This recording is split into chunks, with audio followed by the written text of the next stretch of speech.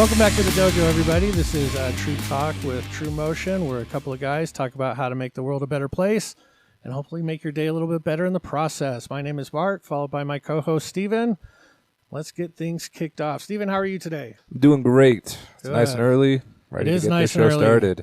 It is nice and early because we have a special guest in the studio. He is a good friend of mine. We've known each other for, it's crazy to say, going on about 20 years now. Yeah. He is the mouth of the Great White North. He is a former instructor for the Bountiful Studio. 2011 Instructor of the Year. We have Tony Davis in the studio with us. Tony, thank you very much for making the trek out here and having us sit here and rap for a while. This is going to be a long one for anybody that knows Tony.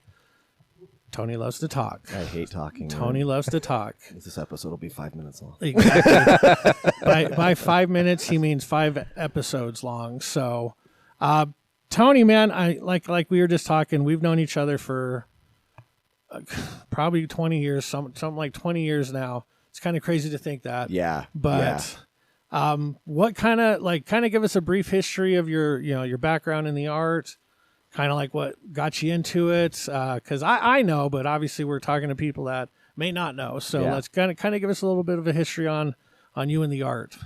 So, I really didn't actually start doing legit training until, I came into USSD. Yeah.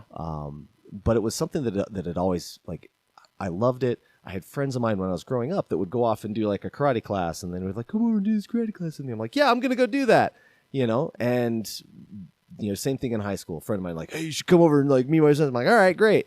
But again, like a lot of karate studios and everywhere, they didn't last that long. No, yeah. Closed. And my wife knew about this, and she was like, man, this is going to be great, and had a colleague of hers at the U of U hospital who was a nurse, and was talking to her and was like, oh, what'd you do over the summer? And she's like, oh my gosh, I just went to China. I tested for my black belt over there. It was amazing, And she's like, really? Well, my husband has always been interested in the martial arts. Like, where do you go? Oh yeah. I go to this place, it's in Sandy. We were living in Bountiful at the time. Yeah. Cause I don't think I was in Salt Lake at the time. Yeah. So we're up in Bountiful.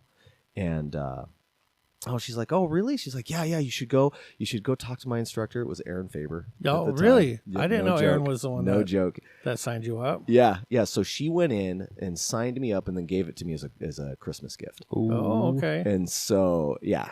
So went down and trained with Aaron Faber for 2 months. And then that's when he bounced? And then that's when he left. Okay. And Nephi Boss came in. Okay, yeah. I've heard a lot about Nephi. Yeah. And I trained with Nephi Boss for a long time.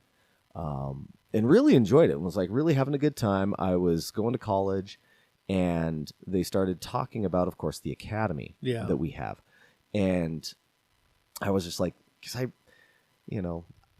didn't know really where I was going to go, what I was going to do. I mean, I don't really think I'm the smartest guy on the planet. So it wasn't like, I'm going to be an engineer, or I'm going to be a doctor, or I'm going to be, a blood-sucking attorney. If any attorneys are out there, I apologize. Not really. Not really. That's okay. We love you and hate you all at the same time. All at the same time. Yep. And so I was just basically getting a degree in business and communication, and didn't really know where to go from there. But then looked at the opportunity of like, oh, well, hold on. I could run my own business. I can be in the martial arts. Like, that sounds like match made in heaven. Yeah. And one of the things that always kept coming up, I had a discussion with my professor at the end. As I was graduating, he was there in his doctoral robes, had this pimpin' hat that he wore that I guess as you're as you get your doctorate, you can wear a certain type of hat for the doctorate that you have. Yeah. And he made his own. And like, I'm just sitting there in the line while the music's going on. And I looked down, I'm like, Professor Vergobi. And so he came over and walked with me as I'm in the procession line. And my parents are up in the audience like, the heck is this? Like, what is going on? Why is he talking to my son? We had a discussion down there. And he asked me, he's like, dude, he says, I really think that you need to go get your master's in communication. I was like, dude, I've been in school for freaking ever. Yeah. I finally see the light at the end of the tunnel, and I'm not doing this again. Yeah. But one thing that I said to him, and I always brought this up to all of my professors, is that we would always talk about the bad things that are happening in culture and in society. Yeah. And the issue that we have with low self-esteem, low confidence, and low self-worth. And I said we would find these problems, we would look at the suicide rates, we would look at all of this other stuff, and we would constantly say, I would constantly ask you guys, and I know you remember because I would ask you all the time, I'm like, how do we fix this? And all of your answers are all the same. You all look me in the eye and say, I don't know. I was like, I think I do know. And he's like, okay, well, professor, like, what's your answer? And I said, if you can help people with their self-confidence and give them purpose and help them with their self-esteem, I said, I think you would get rid of 80% of the problems that are out there. I agree. Okay. Basic Pareto principle, right? And we sat there and we walked for about 30 seconds to a minute as he thought about it. And he's like, I think you're right. And I'm like, oh, okay. And so, yeah. And, right after graduation, that's when I went full time. Okay. And they bounced me around covering studios basically full time at that point, basically as a slave. Yeah. Because we know how it was back in the day. Yeah. Getting paid hardly anything. Yeah. if at all. If at all. And then I was put as the chief instructor of the West Jordan studio. And I was there for, I want to say 2 or 3 years that I was there at that studio. And it was great. And then some mix-up happened where one of the instructors left, Scott Benedict, who was running the Bountiful studio at the time. And Russell Clegg just looked at me and he says, hey, well, the Bountiful studio's open. It's next to your home. I think it would be a better move for you.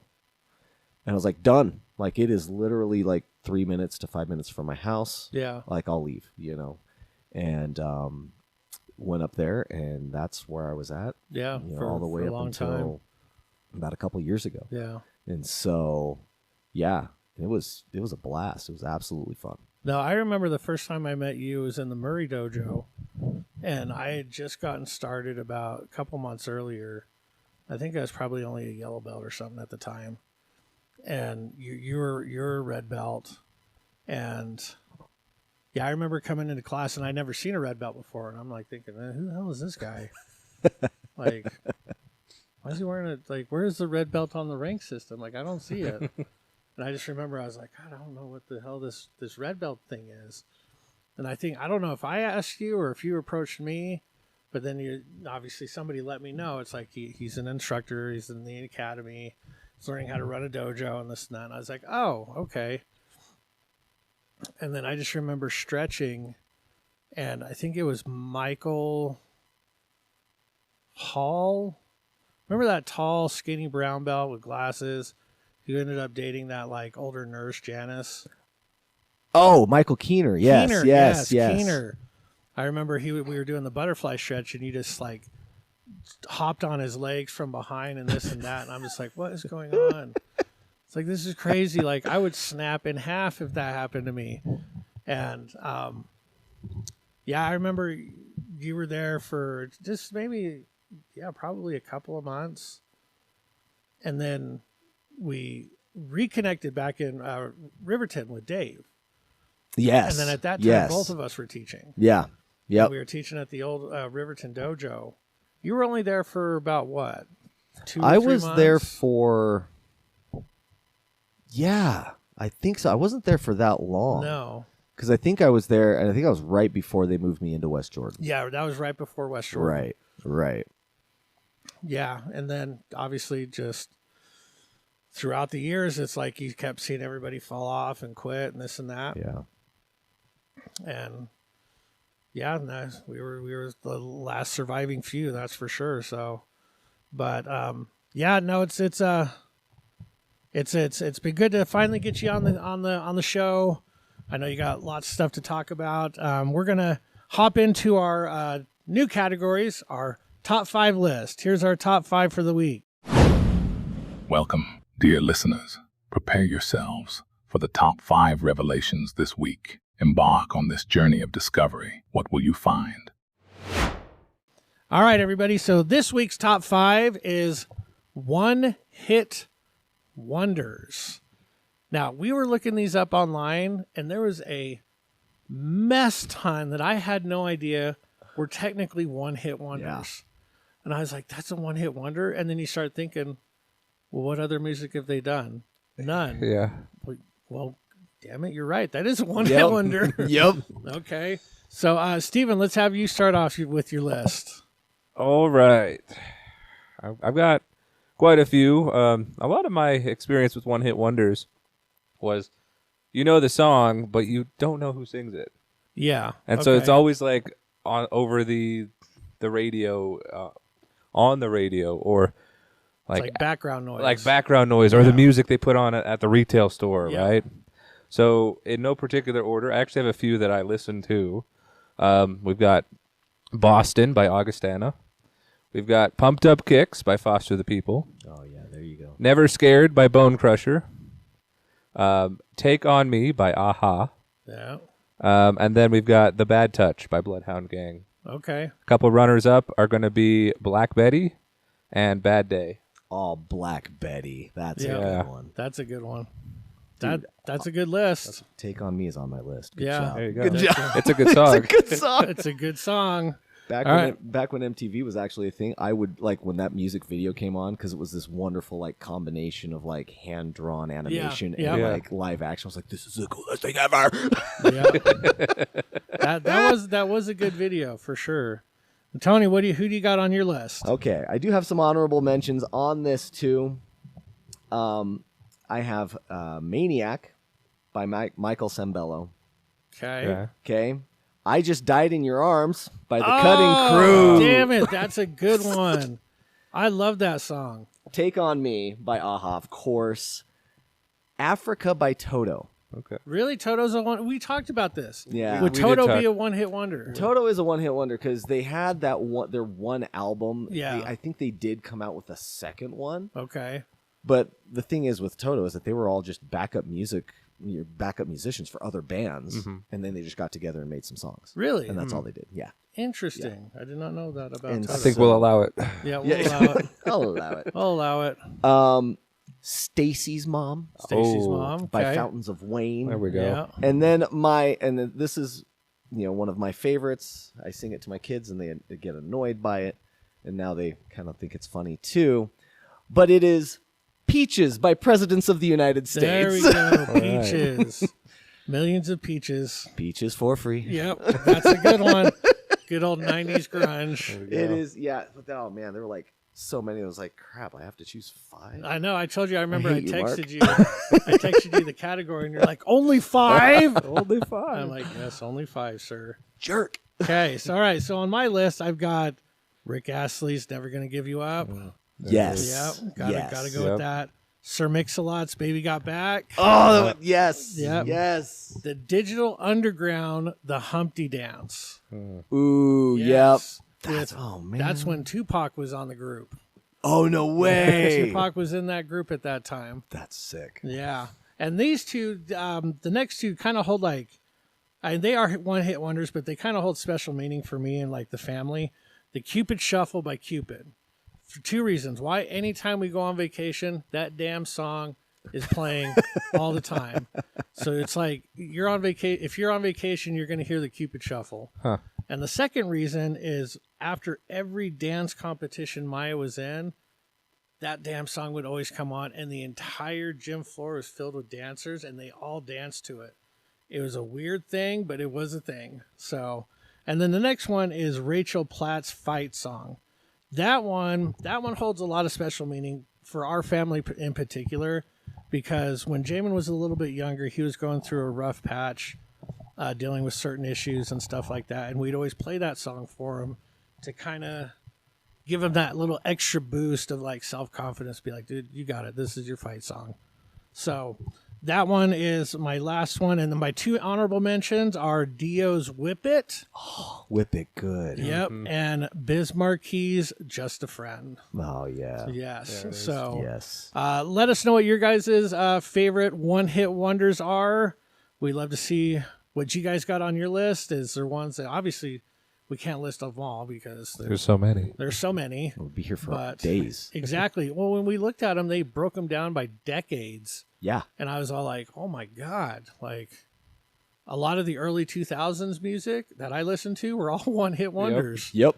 You're Yep. like, Damn, did they ever? No, they didn't bring out another song. Okay, they are a one-hit wonder. So, but good lists. I like the Peaches one. I remember hearing that song all the time. I almost put that Walk 500 Miles. Yeah. I don't remember who it was by, but it sounds similar to the Peaches like rhythm. Yep. So yeah, that's a good one. So all right, moving on to our next category. Ask the senseis. It's time to lay the smackdown on ignorance. Get ready to ask the sensei and smell what is cooking. Each week we get 3 questions, and then we talk about them, and we see what we can come up with to, I don't know, find some good answers or find some meaning out of things. So first question is, what have been some of the best life lessons you've learned through your training? So Tony, we'll start with you, man. What have been some of the best lessons you've learned that you can apply to like your everyday life or everyday living? Yeah.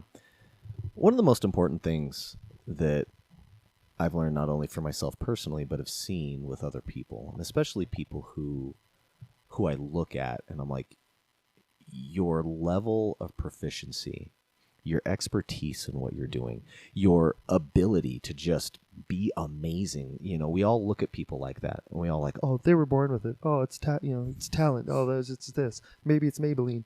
But really, what it is consistency. You know, every single person that, and I'm going to throw a couple names out there, like Brent Murakami. Yeah. You know, Brent Murakami, I love that man to death. I mean, he is amazing. His martial arts skill is phenomenal. And whenever he comes out and does stuff, we only see the end product. Yeah. We never see that iceberg that's sitting below the water of all of the hard work, the effort, the hours of dedication that people put into the craft.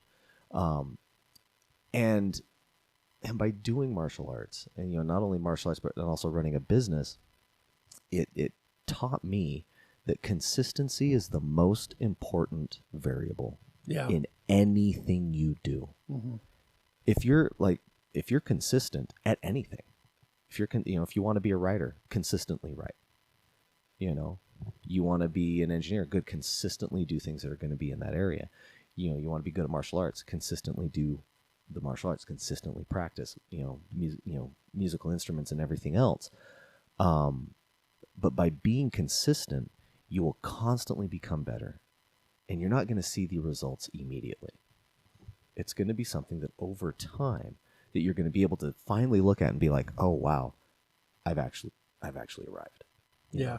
No, I'd even take that one step further and be like, not only consistent, but like showing up. Yeah. Like the simple act of consistently showing up, my God, like you will outlast 95, 97, 99% of everybody else. Right. If you just consistently show up. Right. You could suck at everything for all time, but if you consistently show up, the ones that are good, they tend to quit. Yeah. Because it gets tough for them. It gets hard for them. They have to work a little bit harder, but if you're just like, hey, I'm just consistently showing up and doing my best and working what I can work, dude, you're unstoppable at that point. So consistency. Oh man,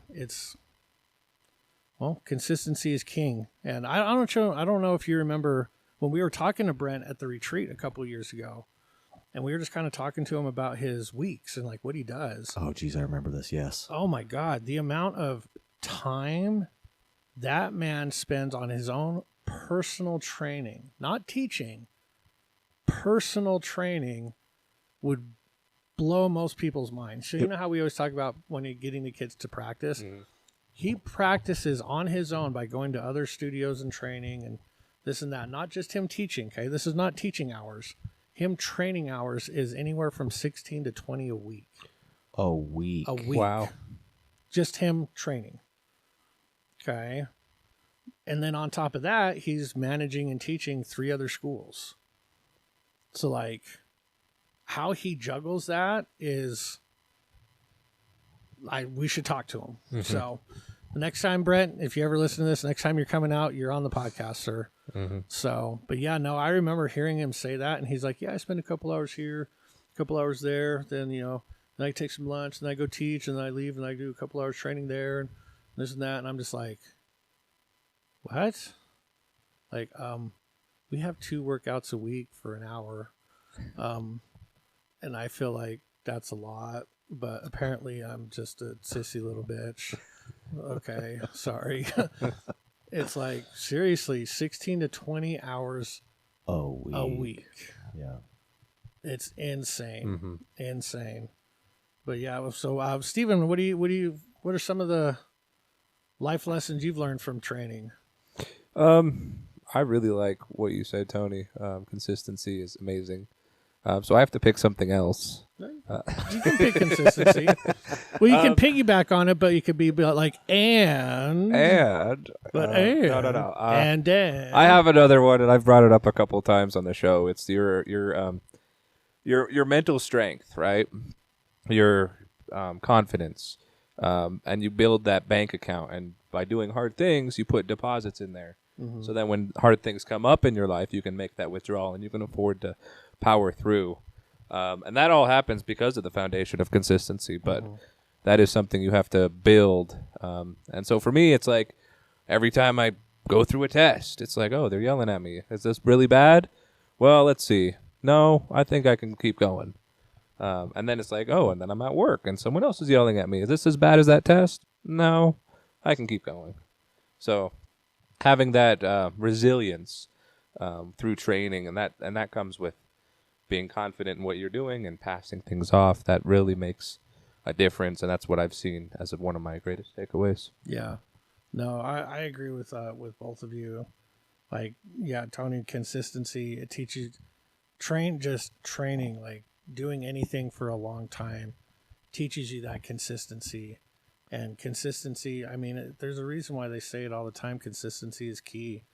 It's like if you continually do something for long periods of time, you're going to get real proficient at it. Yeah. Now, whatever that is, good or bad. So you better, you got to be very careful on what you're consistent with. So, and obviously there's nothing really wrong with martial arts training. I mean, or at least I haven't seen anything wrong with it. But yeah, I mean, truthfully, some of the best lessons I've probably taken away and that you can apply in like just everyday scenarios is those 3 C's, the cool, calm, and collected. I mean, I've always been a patient person, but like teaching and dealing with students and the stress of the dojo and this and that has it forces you to take it to another level for sure. So being able to deal with crying kids in terms of like, okay, hey, you're fine, it's all right, as opposed to being like, would you shut the hell up? Like, you're fine. Mm-hmm. My God, you fell on the ground. It's padded. Get up. You're good. Instead of like treating them like very harshly, be like, hey, what's going on? Or like, when you're dealing with problems and they're not listening and this and that, as a parent, it's very frustrating when you have kids and they're not listening to you.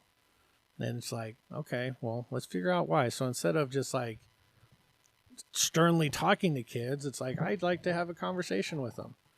So if we're running classes and I'm at the desk taking attendance and Steven sees a kid that's having a rough day, he goes, hey, go see Sensei Mark. And he'll come over to the desk and he'll have his head hanging low or whatever. And he just talk to him and be like, hey, what's going on? Not listening. Like, okay, why aren't you listening, buddy? He's like, I don't know. And then you're just like, okay, well, like, how's your day been going? And then you kind of just talk to them. And then through the act of talking to them, they're like, okay, well, I'm not going to get like spanked or scolded or put in timeout. Like, okay, I feel like I can talk to these people. Like, okay, I'll try to, I don't know. And then they open up and they tell you that maybe they had a rough day at school. And then you're like, okay, well, like, oh, let's figure out. Okay, that stinks. I'm sorry you had a rough day at school, but does that mean that we shouldn't listen?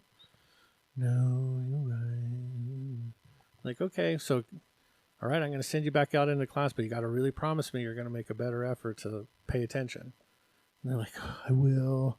And it's like they go back out into class, and then by God, they start listening more. And you're like, okay, that was a pretty good one. So for me, it's like not trying to, well, I get, yeah, it's that patience and being cool, being calm, staying collected. Like no problem's a big problem. It was funny because a couple of years ago when we went on our family Christmas vacation, we went to Jamaica. And one of the things that I took away from that trip, which Jamaica was it was interesting on multiple levels because it's considered a third world country, but it's like in the tropics. It's like a tropical island. It's like, dude, this is paradise. Not really.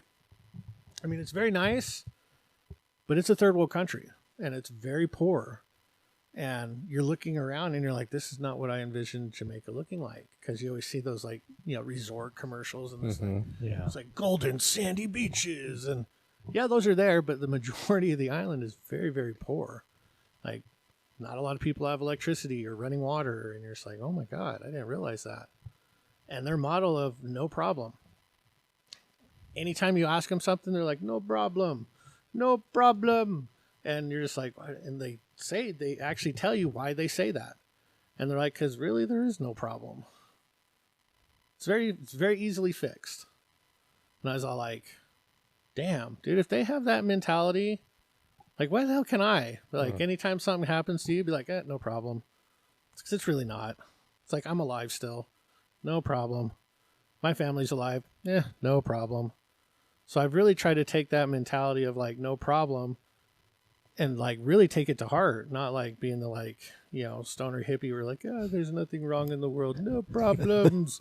But like, if you're presented with a problem, it's really not a problem. It's something that you can easily fix. Right. So, anything else to add to that, or time to move on? Yeah, to kind of bounce off of that, I was listening to podcaster Chris Williamson. Okay. And he was, I can't remember, he was at the gym working out with some guy. I don't know if it was Chris Bumstead or not, who is a 5-time Arnold champion. Oh. Follow Chris Bumstead. He's amazing. I love him. Chris Bumstead. He's good, a nice, genuine guy. But I believe he was talking with him, and he said, if we can choose to be angry and upset, we can also choose to be happy. Mm-hmm. Very, very, very, very true. And he says, if I can choose to not smile, I can also choose to smile. And I was like, that is such it's hard. Yeah. It is ridiculously hard, because every single one of us, every single person out there, and I think, Mark, you hit on that, we're all fighting different battles. Yep. Every single one of us.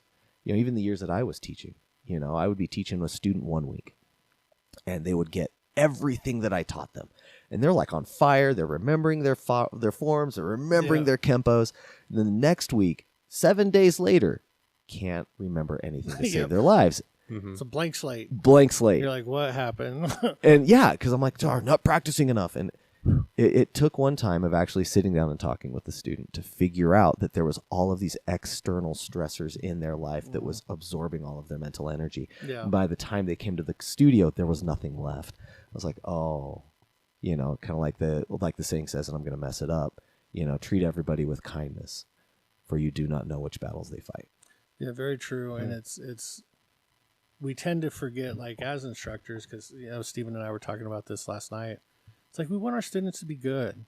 We want them to be proud of their efforts, proud of their outputs. And like, man, I had a really tough time yesterday with our group class because like we were doing mock tournament for forms. They couldn't remember nothing. Like nobody was remembering anything. And you're just like, we're 2 weeks out, people. Like, this is bad. Yeah. And then you have to remember, kind of like what you just brought up. It's like, okay, we don't know what kind of stresses they're dealing with at school or at home or with siblings. And it's like, they come here for an outlet. Mm-hmm. We want them to be good, but they come here to burn off energy. They come here to have fun. They come here to learn cool stuff. And I really think we need to make sure that me specifically remembers that. It's like, okay, I want them to be good. That's my issue. They want to come and have fun and feel like they belong most of the time. And, you can see it with all the kids. Like when you're having fun with them, they're like, I love coming to karate. Karate's my favorite. And you're just like, You know what? It really is. Karate's a lot of fun, guys. And that's the way it should be. So, yeah, absolutely. Being able to choose how you want to be. Like, everybody has a choice.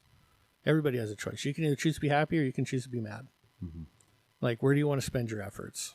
So, I completely, that was a great statement. So, moving on to the next question, you've kind of already hit on it a little bit, Tony. It's with the world the way it seems to be, are people as far apart as we are meant to believe they are? And if we are, how do we make a difference to bring people closer together? I think that we're farther apart now than we probably ever have been in history. Mm-hmm. And I sincerely believe that the major reason for that, that we are as far apart as we are, is because of what we did during COVID. Yeah.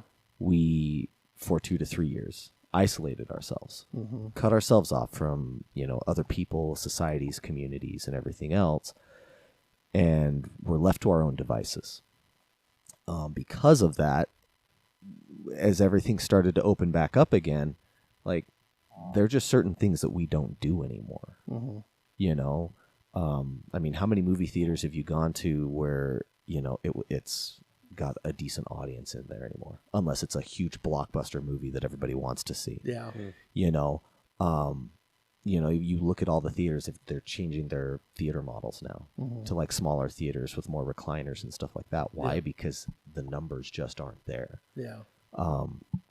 And I think a lot of that is because we have stopped interacting with each other. Mm-hmm. We've stopped communicating with other people. We're, as community, or as our culture in general, I really hate to say, we've become a little bit like keyboard warriors. Yeah. Yeah. Where we get on the keyboard and like, oh, I'm going to tell this, guy, oh, he's wrong. He's wrong. It's like, honey, you need to go to bed. It's 3 a.m. I know, but somebody on the internet is wrong. It's like, yeah, but if you sat that person in front of that individual who was wrong, they would actually have a discussion. Yeah. They might still be on opposite sides of the idea, but they'd have a discussion about it and be able to understand, like, oh, I see where you're coming from. I disagree, but you're not an idiot. Yeah. Unfortunately, we get to the point where we become so tribal inside of our own tribe, which is our own head, that we do not want to step out of that to look at the opinions and lives of other people. And it's a sad thing, because there are so many different people out there with so many different life experiences and everything else, and we don't really care anymore about that. Yeah. And it's just sad. Like, we've become disconnected from our neighbors. I mean, like, for people who are listening, do you even know your neighbors? When's the last time you talked to them? When's the last time you saw them? And I'm not saying that, like, well, that your life isn't busy, that, you have other things going on instead of talking to your neighbor, but, what type of effort are we as a people putting out there to connect with other people, to make sure, like, like you said, if we are so far apart, how do we come back together? People are going to have differing opinions. That's fine. That's just being a person. It's being human. Yeah. But if you're not willing to go out and meet people and have those conversations and figure out, oh, wait a minute, this is what you believe, this is what I believe, we're really not that far apart. No, exactly. And I think that's the biggest thing most people would forget, is we really aren't, in terms of beliefs, everybody pretty much believes in all the same things. Maybe minus 1 or 2 kind of bigger issues. Flat earthers were talking to you. Yeah. Yes. Okay. So, like, I guarantee, like, if you talk to, like, if you're a ultra conservative and you talk to an ultra liberal, I guarantee you guys would agree on about 95% of every issue. But then you get to those 5% that you don't agree on, and then that's when the disconnect really starts to make its rear its ugly head, because it's like, for some reason, we've been programmed to think, well, if they don't believe 100% of what I do, they're wrong, they're stupid, they're, like, you can put whatever word you want into there as you want, but they don't agree with 100% of what I do, I can't associate with them. Right. And it's like, you don't want everybody to be 100% on board with what you believe. It's like you need to have that diversity. You need to have that willingness to disagree. And like you were saying, people have lost the ability to have conversations, and meaningful, deep conversations, not just like, hey, what are the latest trends going on right now? Or, hey, did you watch the football, which I love football. So like, hey, did you watch the game over the weekend? It's like, no, it's like, hey, have you heard about this issue going on? What are your thoughts on that? Okay. Or it's like, I don't believe in this, but you do. Tell me why you do believe in that, or why you don't believe in it.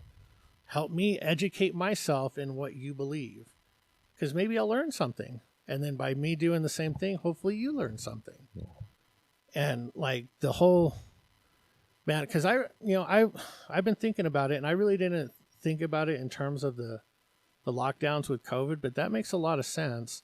And not only does it make a lot of sense, but now you're left to your own literal devices, your phone, your social media apps, and it's like that nasty little algorithm starts feeding you all this stuff that you're like, oh, there's only people like me that think like me, and nobody else is thinking like us, so they're all bad people and this and that. So I mean, I think it's a combination of social media. I never thought about the COVID angle and the lockdowns, but you're absolutely right. We see it with the kids. Yeah. Really bad with the kids. I mean, the kids that grew up during COVID in those developmental stages, they're really struggling socially. Very struggling socially. Like we have a young man, he's a great little kid. Great little kid. Every now and then he'll be super happy, but if he's a little tired, he's done. Or we're trying to get his sparring gear on now, and just the act of being like, hey, get your sparring gear on, shut down, done. And like could not get him to do anything else the rest of class. And it's like, because they've never been around other kids where it's like they don't know how to handle these emotions and this and that. And it's, man, that combination of saturating your thought process with one idea and then locking yourself down from the rest of the world starts to skewer your reality with what is real and what's not real. So that's why I personally don't think we're as far apart as we are portrayed to be, but we do have a very big disconnect to where we need to learn how to have disagreements with each other and be okay with that.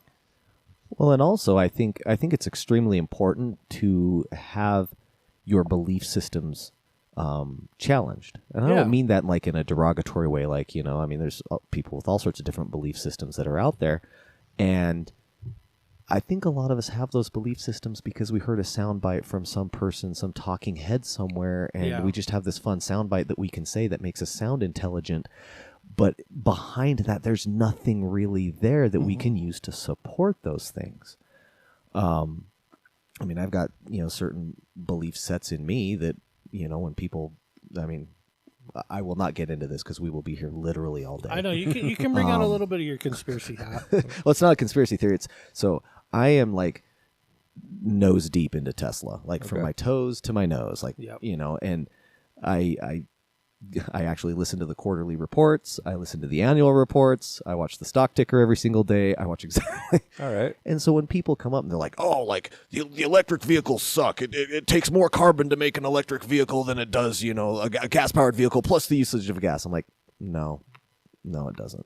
The batteries are awful. They only last for like 4 or 5 years. I'm like, then why would Tesla have an 8-year battery on, warranty on their battery? It's, and a lot of that is because they heard some talking head somewhere say those things, and it confirms that bias that they already have of not liking a certain thing. Oh, well, I'll just use because that's a cool soundbite that I can use. I'll go back and do some research on that. Go read up on that. But that takes effort. And I think it's just a human condition where we don't want to take the effort to actually research what our thought processes are and our belief systems. And because that is hard. Because what if you get in there and you had a certain belief set and then you start researching it and you're just like, oh, I think I was wrong. Yeah. I was going to say, I think that's the biggest one right there is people don't want to admit that they could be wrong. Right. Like with the whole, going back with COVID, I go, we're not going to get into the whole political aspect of COVID, but it was mismanaged very poorly. And a lot of people that had very harsh, stern beliefs, now it's coming out that they probably weren't on the right end of that argument. Right. And a lot of people were not going to admit that, like, man, I got played. And it's sad because we all get played at some point. Yeah. We all get fed information. We're like, damn right it is. And like rallying the troops and like you can get behind it and it makes sense. And all of a sudden, the more information you hear about it, you're like, that's not what I thought it was. I'd like to add that we've grown apart because we've stopped taking information from everybody. Like we become very selective in of who we listen to. You know, it was like God, parents, bishop, pastor, friends, some relatives. Now, guess what's in his place? We don't really people don't get along with their parents. God's out of the picture. Social media's there. Boss, influencer. Be like me. Yep. That's controlling what people are like. And guess what gets a lot of views is conflict. Yeah. And making like, oh, I'm going to go up and I'm going to prank this person. Yeah. And then I'm going to get 1 million views and people are going to think, oh, that guy's so cool. So then what happens is that attitude of like, you're just an NPC. You're just someone, I don't have to deal with you. Your opinion does not matter to me. Their opinion doesn't have to matter to you, but they're still a person. They're still someone that has the same thoughts and feelings as you. Yeah. So it's like now we're walking around in our little first-person perspective, and I think it's definitely gotten worse because of the pandemic. But what we're walking around, we're looking at, like, there's no more respect on the road. No. There's no more respect walking by. There's no more respect to people who serve. It's like, I think those are the big indicators of how do we treat those that are serving us. Mm-hmm. It's funny because I like to wave at people. Like when you remember how you always wave at people in your car? Yeah. I still kind of do it instinctively.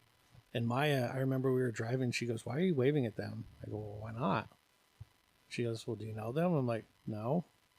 She goes, "Then why would you wave at them?" I'm like, "Why not? Maybe that's the only time they've had human interaction for a week. I don't know." And it's a very simple gesture. Like your hand comes up and it shakes from side to side. It's not creating a lifelong like connection with them. It's just being polite. And like it's interesting what you said. Like people will only get information from one source. Like I love podcasts and Joe Rogan and this and that, but man, you can tell that some people only listen to what Joe Rogan says, and it's like becoming like a law. Now, to his credit, he does a lot of research on his stuff. So when he's talking about stuff, like he really knows what he's talking about. But like nobody else is doing the research for themselves. So it's like they're relying solely on him to hopefully come up with the right type of research.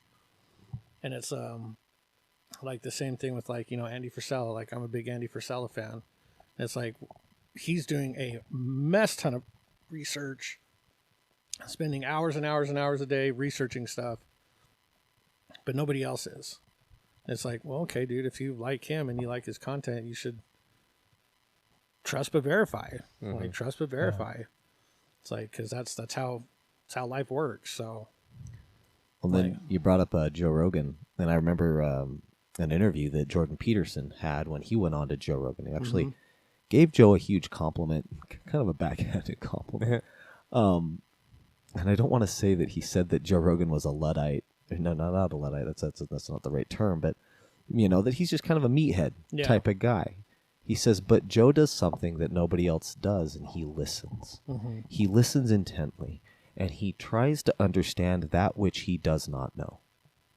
And I was like, dude, like that one phrase. Like, try to understand that which you do not know. I think we've stopped. Yeah. We've stopped trying to understand something that we don't know. I think we've stopped trying to, delve deeper into whatever it is. I mean, we all have rabbit holes that we can all jump down. And speaking of like delving deeper, I was talking to my son the other day, and it was like, I was making some experimental, meal at home. And he said to me, he says, Dad, thanks for teaching me that, how to cook. And I had to stop for a minute, and I was like, it's not that I taught you how to cook. It's that you wanted to dive deeper into something that you didn't know you could do. And you find, like, I told you, I taught you simple things. Again, it's like going back, make this full circle back to the martial arts. I'm going to teach you simple things that you will have success with, that you will then be like, I did this. It was kind of hard in the beginning, but I succeeded. Awesome. What's step 2? Step 2 is this. Yeah. Oh, okay, cool. I'll do step 2. Well, I succeeded at that. Okay, then what's step 3? Great. Now we're just going to keep going. And now you've learned that there was something that you didn't know you could do, or believed that you couldn't do, or believed was true or not true. And now all of a sudden I've explored this whole new area of my life. Why? Because I sat and listened and tried to figure out and learn that which I did not know. Yeah, we've definitely lost the ability to listen and I've been like racking my brain. It's like, when did that shift happen? I honestly don't know. I can't pinpoint, like, okay, right around this time you could start to see that the shift was happening. I can't find that, or I can't see that, or I haven't been able to zero in on a particular time frame or an era where it's like, okay, this is when everybody stopped listening to each other. And it's funny because, again, you can see it in the little kids class when we're talking like announcements at the end, like, hey, these are the things we got going on. The kids just raise their hand because they want to talk. And they'll ask a question on something that was answered literally seconds ago.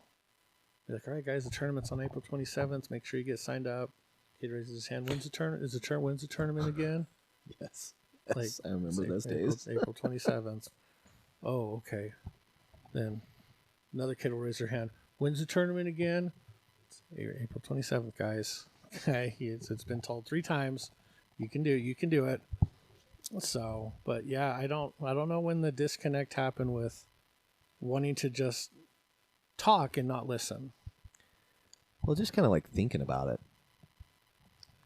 I think if you're to look and find when that started to happen, I would try to look and see where we as a people stopped hanging out with other people. Like I remember like back in the day, like, there was, my mom had this book club. My dad had this thing that he was doing, like you got together with your car buddies, like my dad was always going to car shows and always going to this and always knew all these people who had, because that's what he was into. He was into cars. My mom, had all of her little, friend groups and everything else, my grandfather was a Mason. So so was mine. He had that group and everything else, Yeah. but you had groups of people and friends that you would then cultivate out of that group of people that you would never be friends with if you didn't go to that group. You would never have the experience of like, what's your life like? Like, what have you done? And I think that now, because we have slowly become more isolated in what we do, whether that's a self-confidence thing or a self-esteem thing, where it's like, I just don't feel comfortable with other people really knowing who I am. I don't feel comfortable in my own skin. Why would anybody else feel comfortable with me? So I will just protect myself and be alone. Instead of sharing, an evening with a group of people. That we've become more and more and more isolated because of that. And because we're more and more isolated, we don't get to talk to people. And because we don't get to talk to people, it's this wonderful like Ouroboros snake that just eats its own tail, that it's just going to get worse and worse and worse. And I think going out and having like, a friend group or something like that, or something that pushes you to at least socialize with other people. That's going back to why we're all here and how we know each other. It's 100%. training. Yep. That's exactly what training is for. I mean, it forces people to get together with a group of people they may not get together with. Mm-hmm. And it's funny because I've looked at all the people that I've associated with through my time and training, and it's like, man, I don't know if I would be friends with half of these people if it wasn't for what I'm doing right now.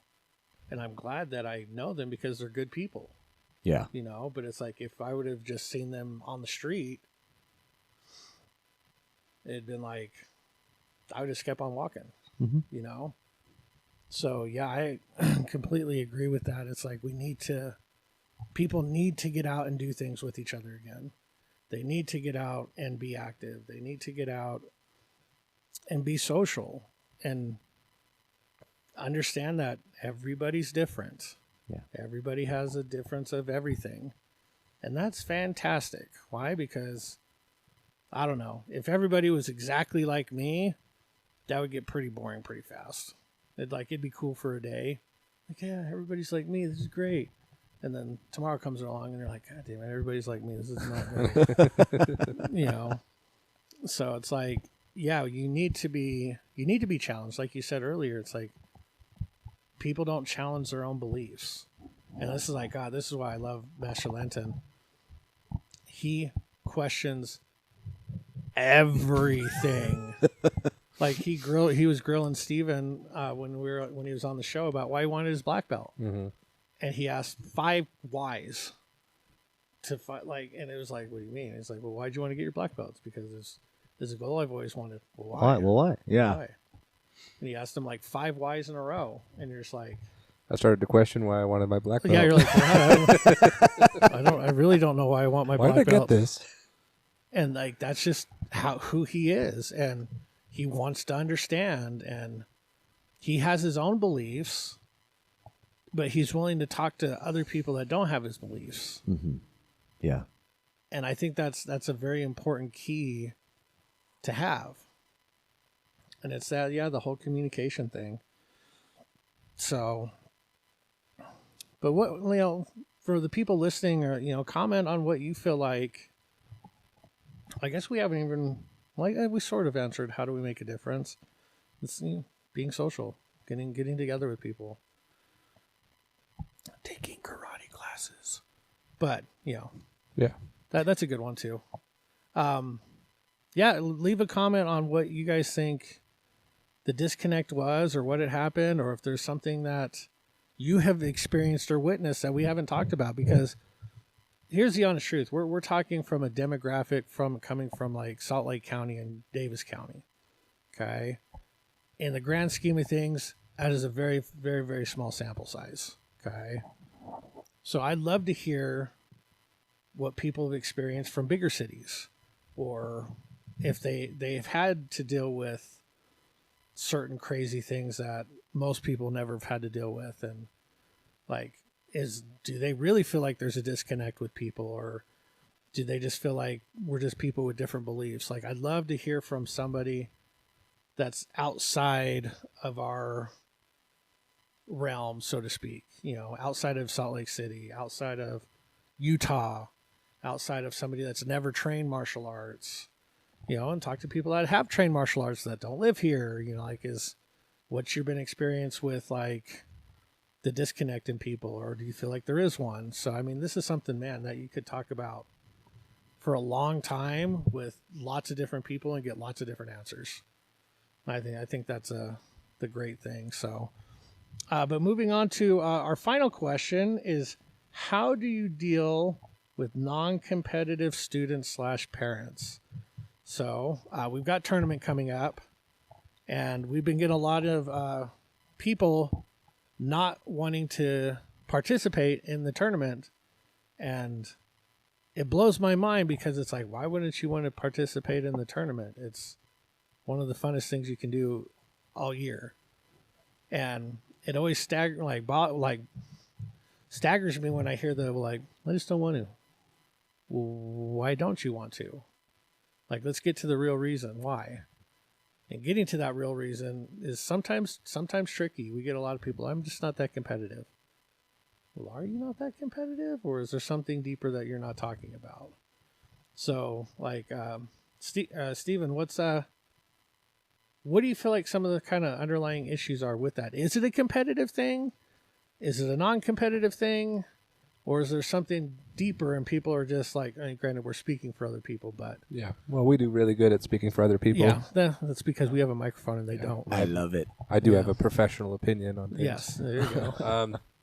I think it ties back to question number 2. I think because we have ingrained our antisocial behavior, that going out and suddenly doing a social thing where people are judging you Yeah. scares a lot of people. That would be the reason why. I personally don't believe that there's no non-competitive people. I think that is a cop-out. Yeah. And in the right conditions that everybody is competitive.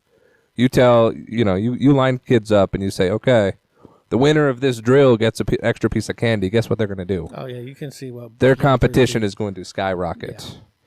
Yeah. Parents, that's a different nut to crack right there. But I haven't run into parents who are like, oh, we don't want our children to be competitive. But that's just me. But I think exploring the benefits, using the different things of like, hey, this is what you're going to get out of it. I would focus on what's positive and make sure that what they understand is that they're not in any danger. They're not going to get ridiculed. Nothing's going to happen. They're going to go there. They're going to have fun. They might even meet a new friend. No, absolutely. Yeah, I completely agree with you on that one. Tony, what do you got? So Steve, I think you nailed it. When people come out and they say that they're not competitive, I highly, highly doubt that it's because, oh, I'm just not competitive. It's not that you're not competitive. It's that you're afraid of failing. Yeah. Yeah. That fear of failing at doing something in front of everybody. Everybody's going to see, and I'm going to go out there, and then I'm going to fail, and it's going to be awful. That is what's stopping you from competing. It's not the fact that you're not a competitive person. You're afraid of the failure that could come out of it. Mm-hmm. And again, we've also like built up our society where, you're almost applauded if you don't compete. Oh, well, that person's, they Way to take a stand. They took a stand because they didn't compete. It's like, no, like that doesn't really help you. Right. You have to have an end goal reason. You have to have something that you're training for. Like we were talking about a little bit earlier. Yeah. I'm a part of a choir and orchestra organization. I'll give a little plug. Millennial Choirs and Orchestra. They're awesome and amazing. Nice. We have, I was telling them, we have 1,100 participants just here in the Salt Lake area. Wow. That are a part of it. And don't get me wrong, I absolutely enjoy going to the rehearsals. The rehearsals are 2.5 hours long. They're intense. They're high energy, high octane. The guy, Brandon Stewart comes in, and he's amazing. Like I've never met somebody and sang for somebody quite like him. But there's always an end goal. Like he's not showing up just to go ahead and teach us how to sing, all these songs that he wrote and the orchestrations that go with it for fun. No, we have an end goal. We have a concert that's coming up. We have a concert that's coming up in May. And we are kicking ourselves in the butt trying to get to that concert in May because we will then perform for everybody out there. And so there's an end goal in mind. As fun as it is, there's always an end goal in mind. And the reason for that end goal is to share what we have been able to accomplish with other people, whether that inspires them or they just enjoy watching you compete, or they enjoy the music that you were able to produce, whatever it is, and whether it's music, like even like my wife does triathlons, and why suck at one sport when you can suck at 3? Exactly. And so. But you sign up for races, and she told me this. She says, I sign up for races so that it gets me to train. Yeah. And I think maybe, just as being, former martial art instructor, I'm thinking maybe even myself, I did it wrong when I approached students and parents about it. Instead of, because I know that there are places out there, like when you sign up at a dance school at a cheerleading school, at a gymnastics school. Are you signing up to do dance, cheer, and gymnastics? No. When you go there, they generally have a wall lined with trophies and everything else, and you go there and they're like, oh, yes, we're a dance school, we're a gymnastics school, etc. Here's our competition schedule. And they lay it out, and it makes us look ridiculously cheap. Like you're going to spend $1,200 a year just for the competition schedule, and that's not travel. On the Olympus drill team, when it came to comp season, they were having like one every other weekend. Yep. And it's like a couple $100 a pop, $25 a ticket to get in and watch them dance for 30 seconds. Yep. Or let me rephrase that, for 3 minutes, not 30 seconds. You got to sit on those hard-ass bleachers, and you're like, God, I don't know who's worse, Maya or me, from sitting in these seats all day. No, I agree, yeah. You would think that they would get into something for that particular something, but yet, no, they push them into competitions. Yes. Dance is all, like, you don't dance just to dance. No. Like, you dance to perform. And whether that's like, I mean, even, let's say, for example, me, if I was like, hey, I want to take my wife, we're going to go on a cruise. I want to learn how to salsa dance with her. Well, what's the end goal? Well, the end goal is the cruise. Yeah. So I have a hard line date. Mm-hmm. So that means like, okay, great. So we need to start training at this point so I can get to this point so I can be ready for that cruise. And I thinking about it, I wonder if for myself, I didn't bring that up in the very, very beginning when students and parents would come in and be like, yeah, this is what we do.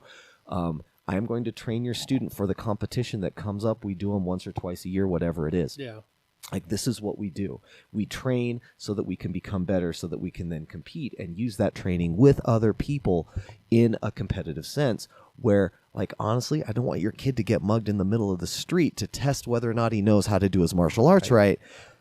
But this is the second best thing. In terms of stress. And he'll get like a little trophy with a little guy kicking on it, and be amazing if he trains hard enough. That's why we're here. I'd like to add on to that. I went over to a boxing gym, Fulmer's. I might be saying that name wrong, but it's in South Jordan. And the second thing the guy said when I asked him about my interest is like, yeah, we train for competitions. We train for fights. Mm-hmm. And it's like, you're not going to get that if you go to Gold's or wherever other boxing things. It's like, whoa, like there is an end goal. Master Martin puts it like an expiration date. Like, you can have something bad. You can be bad at kicks, but if you want to score some points with kicks, that's the expiration date is scoring that point. So I that's really well said. What? Yeah. No, yeah, I agree. And yeah, the whole like our end goal isn't just to like do competitions and tournaments and stuff like that. But that is a very important part of your training. And everybody always says like, why is that important? It's like, no, it teaches you how to have an end goal and prepare for it. And it's like, yeah, we were talking yesterday. People, and you know this for a fact, people train hard for two reasons: tournaments and tests. Yep. When they have a test coming up, oh my God, I got to start practicing. Oh, I have a tournament coming up. Oh, I got to start practicing. That's when most people, quote unquote, should start doing it. But I've started to notice a real decrease in that sense of urgency where they feel like, well, it's almost going back to that participation trophy syndrome that's almost coming back. Right. Where it's like, well, I competed, I should get something. Yeah. No, you showed up. You didn't compete. Yeah. Competing means you put the time in, you give forth your best effort, and then if you win something, you win something. Right. But you just showed up. You didn't put forth your best effort. Why? Because you didn't put forth your best effort 2 weeks ago. So it's mind-blowing that people will still have an end date and still not train for it. You're like, you do realize you had a test today, right? Well, yeah. Like, how much have you practiced? Not much, huh? Man, that sucks because it kind of shows. Like, you're doing good in some things, but material-wise, you're kind of struggling right now, buddy. Like, so you don't know what to tell them, and it's like if they're not your student, you don't berate them because they're not your student. But it's like dude, you've known about this for 2 months. Everybody's known about tournament for 2 months. And it's like, you got to practice. And we're not talking hours a day, but maybe 3 to 5 minutes a day running through your form. And like, I've even heard from a couple of parents that, and this is probably where it's like, we need to address the parents, not the students. It's like the parents are like, oh, tournaments don't really teach kids much. Excuse me? How can they not teach kids much? Because when you get older, everything's a competition. Right. Everything's a competition. Oh, you want the cutest girl in the school? You're going to have to compete for her. Oh, you want the best job coming out of school? You're going to have to compete for it. Okay, so everything has a level of competition behind it. And if you're not willing to, like you said, put yourself out there and fail, dude, you're not going to go anywhere. Well, and I think that there's, like when you said when people don't practice, even for tests, like I remember seeing that all the time. Yeah. And yes, should you not berate other students or even your own? Yes. I'm not going to say I didn't, but yes. Well, we grew up in a different era. Yeah, ours was definitely a different era. But I think it's a subconscious act. Again, it all stems from the fear of failure. Yeah, that very much so. If I don't practice, that means that I know the reason why I didn't do my best or I didn't succeed is because I didn't practice well. And if I did practice, then I would have done well. Yeah. But if I actually did practice, and if I actually did like everything that I could have, and at the end of the day, I did lay it all on the line and I still failed and I still lost. What does that actually say about me then as a person?